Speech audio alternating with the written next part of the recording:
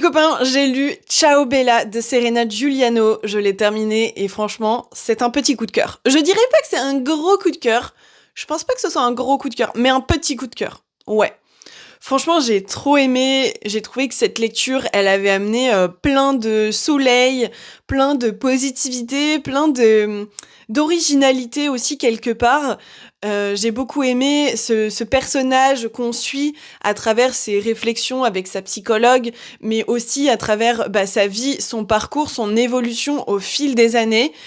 Si jamais vous n'avez jamais lu Serena Giuliano, franchement, je vous conseille grave de commencer par celui-là. C'est son premier roman et il est vraiment génial. Moi, c'est celui par lequel j'ai commencé et je sais que je vais en lire beaucoup, beaucoup d'autres parce que j'ai grave accroché en fait à sa façon de raconter une histoire. On suit vraiment le personnage sur plusieurs années et à chaque fois c'est découpé par petits chapitres. C'est des chapitres très courts, en tout cas dans celui-ci. Et ça commence toujours par un petit moment d'échange en fait avec sa psy. Et petit à petit, on coule vers des réflexions, des souvenirs, voilà, des choses qui se sont passées dans sa vie. Et à chaque fois, tu as quelques chapitres par année. Mais pas des tonnes, en fait. Tu la suis pas, genre, comme dans un roman, enfin, tu sais, comme on voit très souvent, en fait.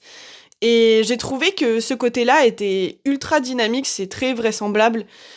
Je pense qu'il y a un côté très autobiographique. Je pense. Je suis pas à 100% sûre, mais je pense vraiment qu'il y a un côté autobiographique ou alors juste elle joue un petit peu avec ça entre la fiction et le réel. Serena Giuliano, je sais pas. Franchement, je sais pas. En tout cas, j'ai trouvé ça trop mignon. La relation qu'elle a avec ses enfants, sa famille, sa psy aussi, c'est plutôt rigolo. Il y a pas mal d'humour quand même. J'ai trouvé ça très fun.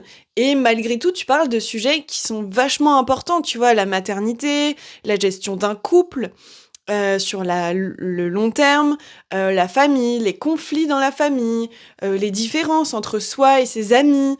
Bref, il y a plein de choses en fait qui sont vachement importantes, mais traitées avec beaucoup de légèreté. J'ai trouvé que c'était vraiment sympa. Je pense que je vais lire clairement bientôt. J'aimerais beaucoup lire Mama Maria. Bref, des bisous les copains.